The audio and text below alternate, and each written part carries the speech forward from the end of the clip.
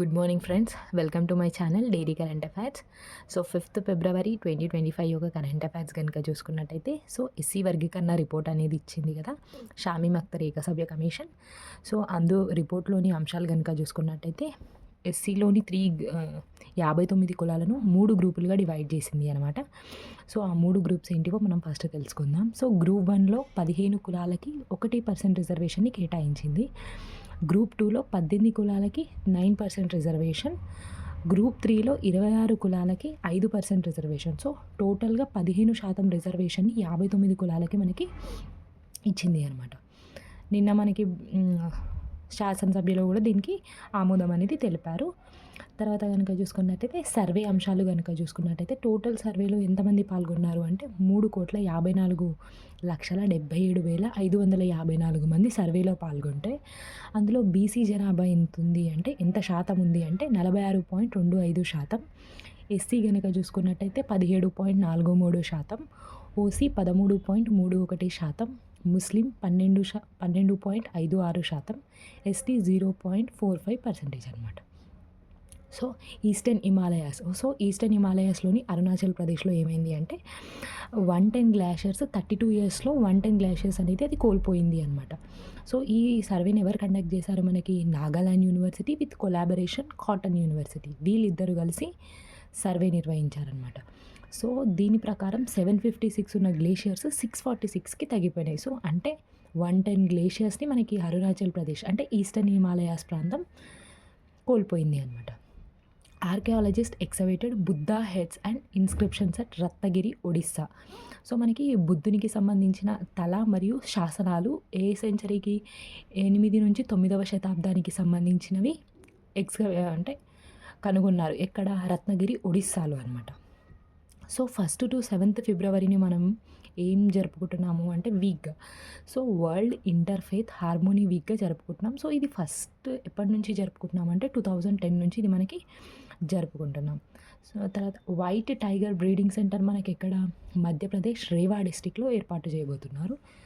So UP CM ordered judicial enquiry into the stampede of Mahakumbh.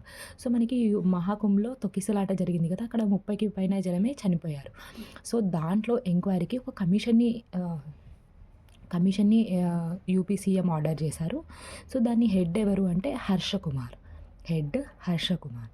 So Rajasthan Barmer district introduces my NRGA app for employment efficiency. మనకి ఇప్పుడు MG NREGA ఉంటుంది కదా, so అలాంటిదే రాజస్థాన్లోని Barmer district కూడా my NREGA యాప్ని ఎంప్లాయ్మెంట్ ఎఫిషియన్సీ కోసం ఇంట్రడ్యూస్ చేసింది అనమాట.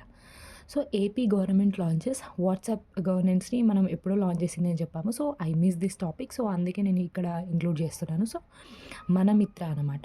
సో దీంట్లో ఎన్ని సర్వీసెస్ మనకి అందిస్తుంది ఏపీ గవర్నమెంట్ అంటే 161 సర్వీసెస్ని అందించబోతుంది. సో ఇది మనకి ఇండియాలోనే for the first time superlative అనమాట. So Shankara eye hospital plus young India, ఈ ఇద్దరు కొలాబరేషన్తో ఏంటి అంటే కాన్స్టిట్యూషన్ని బ్రైలీ వాళ్ళకి అనుగుణంగా కన్వర్ట్ చేశారనమాట. So Braille accessible version of Indian constitution. So మన రాజ్యాంగాన్ని వాళ్ళకి చదివే విధంగా మార్చారు. సో ఇది ఎక్కడ లాంచ్ చేశారు అంటే కర్ణాటక గవర్నర్ లాంచ్ చేసిండు దీన్ని. సో ఎవరెవరు కలిసి దీన్ని కన్వర్ట్ చేసిరు? Shankara eye hospital plus young India, వీళ్ళిద్దరు కలిసి బ్రైలీ లిపిలో అంటే బ్రైలీ వాళ్ళకి యూజ్ అయ్యే విధంగా కాన్స్టిట్యూషన్ని మార్చారు కర్ణాటకలో. సో ఇది. సో ఎకోవాస్, economic communication of West African states అనమాట. సో ఇది ఒక గ్రూప్ అనమాట. ఇందులో మనకి ఎన్ని కంట్రీస్ ఉంటాయంటే 15 కంట్రీస్ ఉంటాయి. సో ఈ 15 కంట్రీస్లో నుంచి మనకి 3 కంట్రీస్ అనేవి వెళ్ళిపోయాయి అనమాట. So Mali, Niger, Burkina Faso. So ఈ 3 కంట్రీస్ అనేవి వైదొలిగాయి. So Iran enables 2 missiles. So ఎందుకు? యుఎస్ వార్షిప్స్ని సింక్ చేయడానికి. సో ఆ 2 ఏమేమిటివి అంటే, సో ఒకటి ఎతేమాద్, ఇంకొకటి గాదర్ 380. ఈ 2 మిజైల్స్ని ఇరాన్ లాంచ్ చేసింది.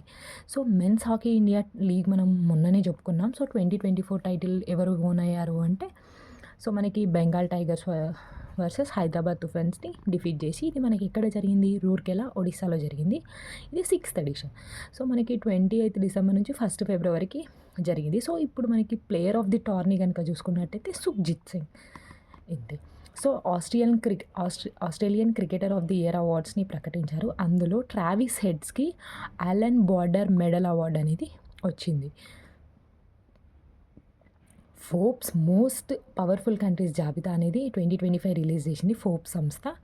సో ఇందులో ఫస్ట్ 3 కంట్రీస్ కనుక చూసుకున్నట్టయితే యూఎస్ఏ, చైనా, రష్యా అనమాట. సో ఇండియా ప్లేస్ ఎంత అని మనకి ఎగ్జామ్లో రావచ్చు, విచ్ ఈస్ 12th ప్లేస్ అనమాట. సో టాప్ 10లో అయితే ఇండియా లేదు, 12th place. So UK becomes first country to criminalise AI generated child abuse content. So ఇది ఫస్ట్ టైం అనమాట. యూకే ఏం చేసింది అంటే, యునైటెడ్ కింగ్డమ్ అంటే ఏఐ మంచికి వాడుకోవచ్చు, చెడుకు వాడుకోవచ్చు. సో ఏఐ ఒకవేళ చైల్డ్ని అబ్యూస్ చేసే విధంగా కంటెంట్ని ఒకవేళ జనరేట్ చేస్తే దాన్ని క్రిమినలైజ్ చేస్తూ ఆర్డర్ పాస్ చేసింది యూకే గవర్నమెంట్. సో స్పీసెస్ కనుక చూసుకున్నట్టయితే వెస్ట్ బెంగాల్లో రస్టీ స్పాటెడ్ క్యాట్ అనమాట. ఒక క్యాట్ కనిపించింది.